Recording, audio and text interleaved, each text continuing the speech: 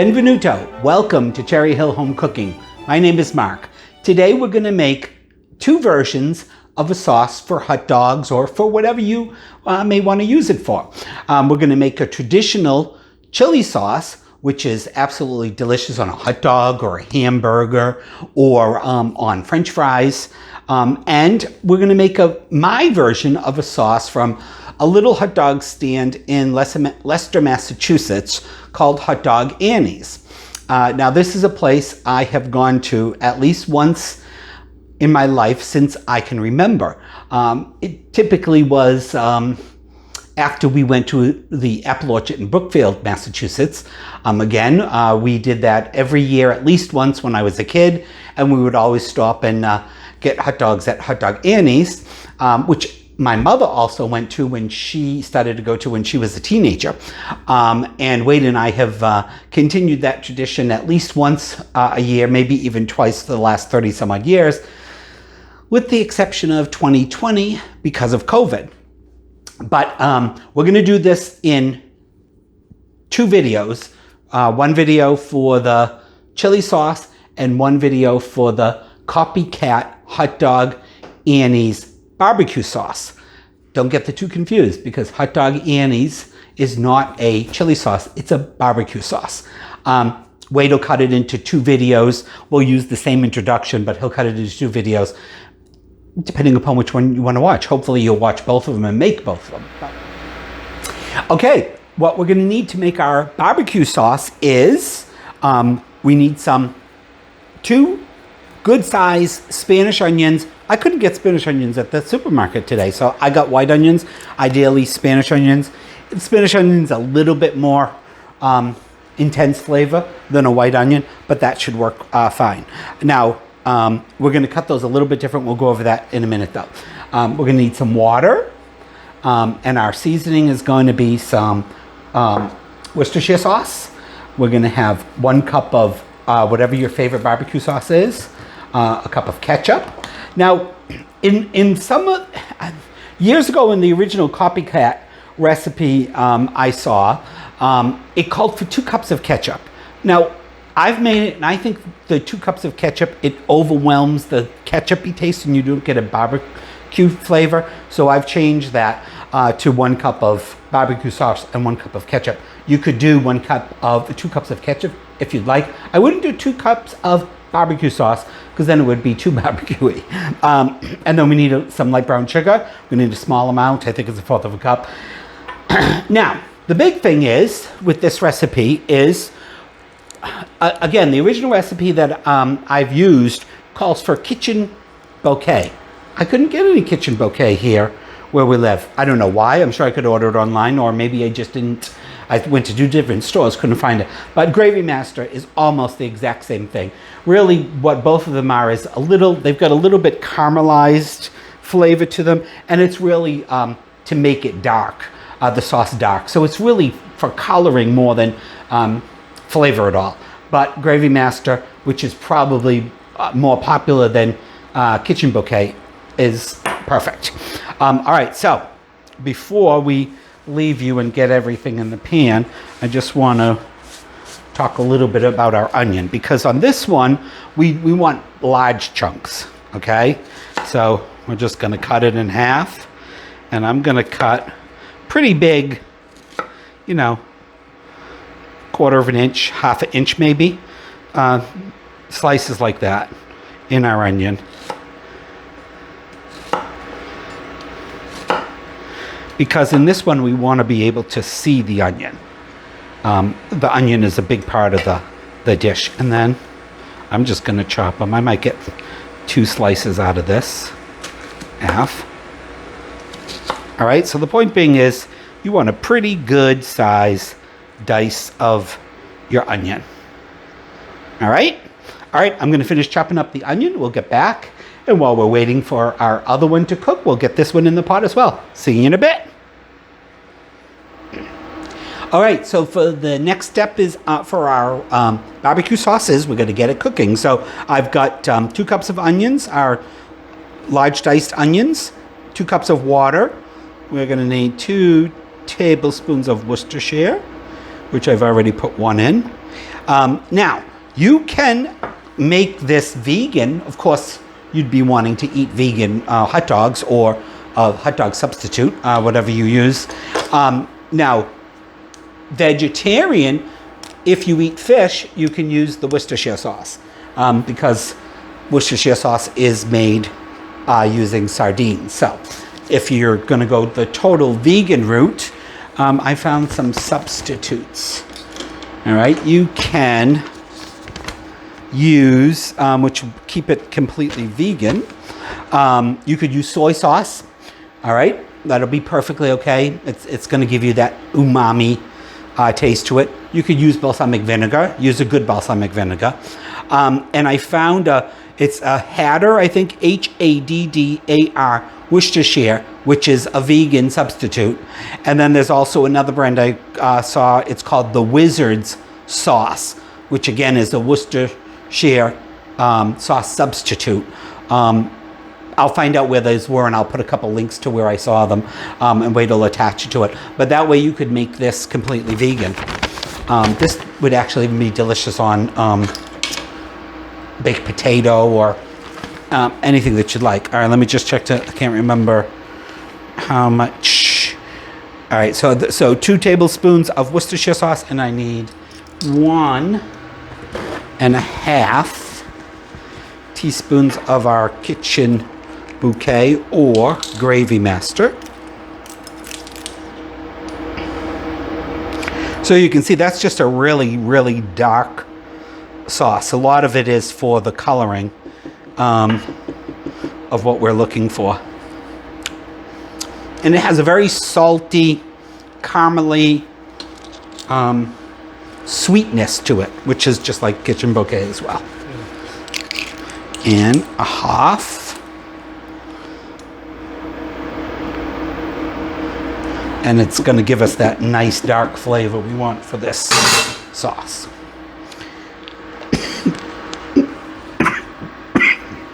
Excuse me. All right, and we got our 1 cup of barbecue sauce and 1 cup of ketchup in here.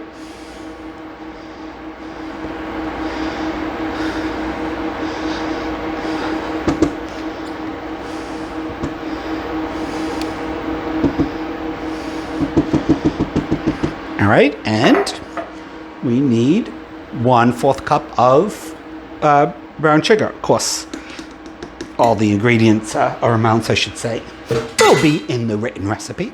All right, so then all you need to do is kind of stir that together. It already smells like their hot dog Annie's sauce. I'm sure it's not their secret recipe, but it's close. Of course, there's nothing like actually going to Hot Dog Annie's.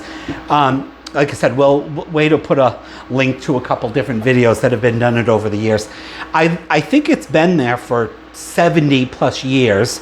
As I said, my mother went in the mid and late 1950s as a teenager with, they'd all go up there in those big old 1950s cars and the big wing fins on the Cadillacs and motorcycles, and probably caused mayhem up there. I think originally, from what I remember from the video, its original name was not Hot Dog Annie's. Somebody had owned it for a number of years. They sold it to I think it was a local family. They changed it to Hot Dog Annie's, and then probably about 15, 20, maybe 25. It's hard to think that I'm that old, but anyway, maybe 25 years ago, somebody else took over, and they really kept it very much unique. The building is the same. It just looks to me like something out of the 1950s. There's no chairs inside or seating inside. There's picnic tables, and you literally walk into this little building, this little shack, and you start at one area where you place your order. They also do hamburgers. Wade always gets at least 2 hot dogs and a hamburger, I think, right, Ann? Mm-hmm. And a cheeseburger. But so you order your hot dogs, and for many, all the time, I think they've used KM hot dogs, which I was able to get KM hot dogs, but they don't. They use I think a type of hot dog bun that you can only get in Massachusetts, or it's local to most of Massachusetts. Couldn't find it where we are now.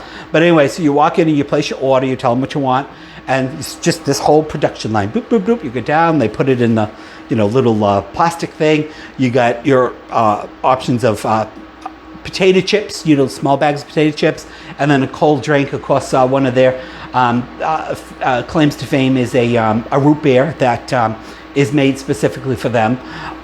Anyway, it's a wonderful place to go. Sometimes depending upon how the weather is, of course, and how bad the bees are flying around, we'll eat at the picnic table. Probably 90% of the time we eat in the car, which is what I can remember doing as a kid as well. So anyway, all right, this is starting to come to a boil. And I'm going to turn this up just a little bit more so we can come to the boil before we leave you guys. And also, so it's not central Massachusetts. It's somewhat western Massachusetts, but Leicester is touches, and maybe it doesn't. But anyway, Leicester is just a couple towns over from Worcester, Massachusetts, or as native Worcesterites call it, Worcester, but it's Worcester. So if you're ever up in that area, stop in. To me, it just brings back so many wonderful memories. And of course, if you can, go up to Brookfield Apple Orchard. They've got a cute little country store. You get, all the kind of typical New England things you do at an apple orchard, apple donuts and pre-made pies and so on, and a little antique store. And it's for a certain part, and then there's usually they have a festival going on. There's, wine and beer tasting, and there's a little hut outside, a little building outside where they cook hot dogs and hamburgers and stuff. And then, of course, you got to pick up some apples. I think you can pick apples. I never pick them. We just buy them. Anyway, so this is just at about a boil. It was until I stirred it. Come on, boil. Because once we get this to boil, or to come up to a very high simmer, we're just going to turn that down and let it cook for about 60 minutes to 90 minutes, depending upon how thick you'd like it. This being a barbecue sauce, it's not quite as thick as the chili sauce is going to be, but you want it to have the consistency of ketchup, at least the liquid part of it. All right, so we're going to turn that down and let that continue to simmer for about 60 to 90 minutes. All right, we're going to come back and we'll take a look at the other one, the one that's cooking on this side that you're not supposed to be paying attention to. All right, we'll be back in a bit. All right, and we'll just take a quick look over to this next pot, which is our barbecue sauce.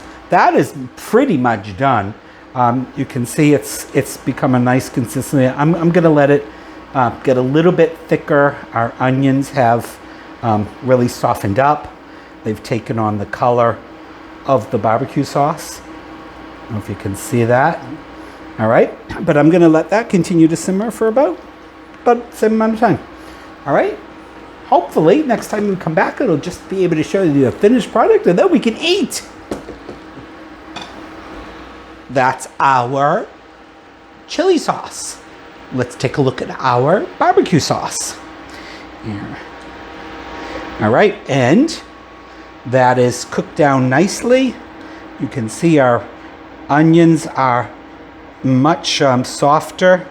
At one point while we're making this, Wade thought there was too many onions. I said, don't worry, they're going to be cooked down. And they've taken on that beautiful color of the barbecue sauce, and they're soft. And again, I think for the barbecue sauce, that's just about the consistency I want it at. Alrighty, and there you have it. Okay, and like magic, we're sitting down for dinner. Which one are you? Now, I don't think Wade has ever tried the hot dog Andy's one. No, he's relish, mustard, and onions always. Yep. We did you know, I know he's tried the chili one because I just recently made that, and of course he loved it. So, but which one you want to go for first? Go for the barbecue. Okay. So we got nice toasted bun, and that looks nice. it does look. Onions are like. Yeah. I was a little worried about those. But Yeah. Came out nice. Right. Oh.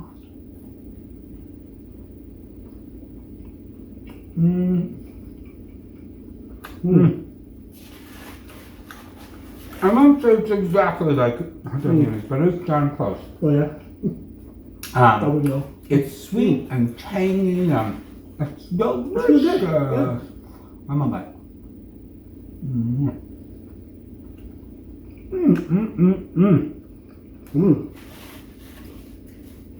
So That's good. barbecue hot dog. Of course, got some chips.